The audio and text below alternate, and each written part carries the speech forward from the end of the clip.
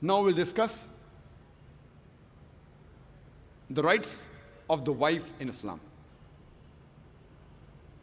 Most of the other religions besides Islam, they consider the woman as an instrument of the devil.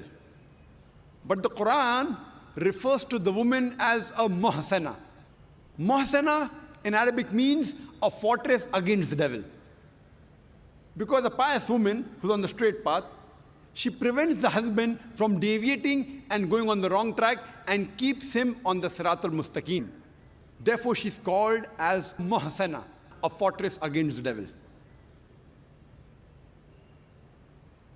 The Quran in Surah Nisa, chapter number 4, verse number 21, refers to marriage, to nikah, as a sacred covenant. It's a sacred covenant, a sacred contract between the husband and wife. The Quran says in Surah Rum, chapter number 30, verse number 21, that we have created for you mates from amongst yourselves, so that you may live with them in tranquility. And He has put love and mercy between your hearts. The beloved Prophet Muhammad, he said, it's mentioned in Sahih Bukhari, volume number 7, in the book of Nikah, chapter number 3, hadith number 5066. The beloved Prophet said, "O young people, whoever has the means to get married should get married." The beloved Prophet also said, there is no monasticism in Islam. And the Prophet said, anyone who marries, he completes half his deen. Once during question and answer time, there was a person who asked me, that does it mean that if I marry twice, will I complete my full deen? What did the Prophet mean when he said that marriage completes half your deen? Marriage prevents you from promiscuity, from fornication, from homosexuality. Only if you marry do you have an opportunity to be a husband or a wife. Only if you marry do you have an opportunity to be a father or mother, which are very important duties in Islam. So irrespective whether you marry once or twice, you only complete half your deen. In Islam, for a marriage to solemnize, taking the permission of both would be husband and wife. The man and the woman is equally important. The Quran says in Surah Nisa, chapter number 4, verse number 19, do not inherit the woman against their wishes. There's a hadith which is mentioned in Sahih Bukhari, volume number 7, book of Nikah, chapter number 43, hadith number 5138. A lady by the name of Khansa bint Khadim al-Ansariya, she approached the Prophet and said that my father has married me to a person against my wishes. The Prophet, he nullified the marriage. There's another Sahih hadith which is mentioned in Ahmad ibn Hanbal, hadith number 2469, where a lady approaches the Prophet and says that my parents have forced me to marry a man against my wishes. And the Prophet said she has the option of either continuing the marriage or nullifying the marriage. There's a similar hadith mentioned in Ibn Majah, hadith number 1875. It's the same hadith. A woman approaches the Prophet and tells her that my parents have forced me to marry against my wishes. And the Prophet says, you can either continue the marriage or you can nullify the marriage. And the woman says, I continued the marriage, but I wanted the woman to know that the parents cannot force their daughters to marry someone who they don't like. The Quran says in Surah Baqarah, chapter number 2, verse number 228, that the women have rights similar to those against them on terms equitable, but the men have a degree of advantage.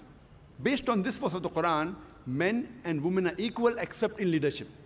The Quran clearly says that the women have rights, those similar to them, on terms equitable, but the men have a degree of advantage.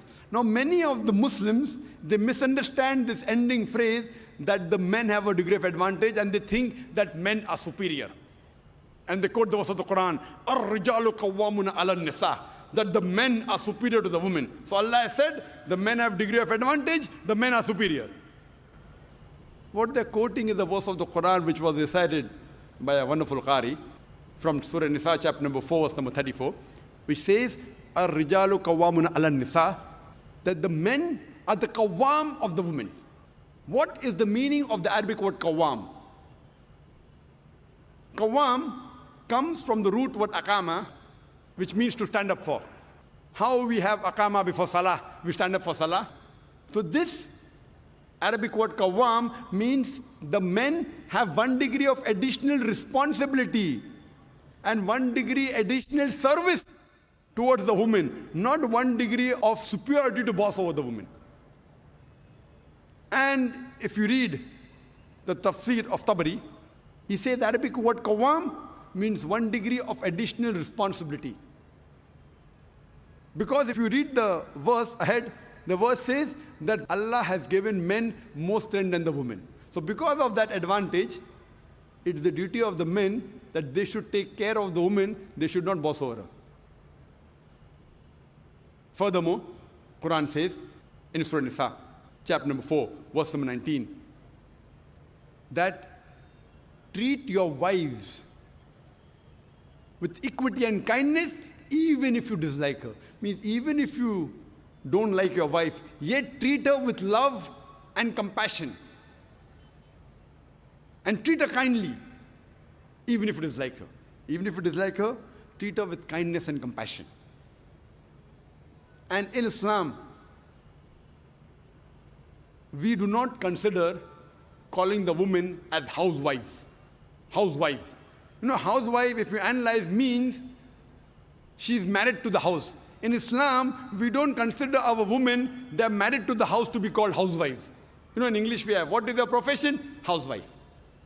We in Islam prefer calling the women as homemakers because they make the home, they build the home. So inshallah, I believe that the ladies from now onwards, when they have to fill any form, instead of writing the profession, if they are not to write housewife, that's the English terminology. They are marrying you to your house. Prefer mentioning homemaker, because the woman builds the home, they make the home. And in Islam, a woman is not married to a master to be treated like a slave. She is married to an equal, and the role is that of partnership.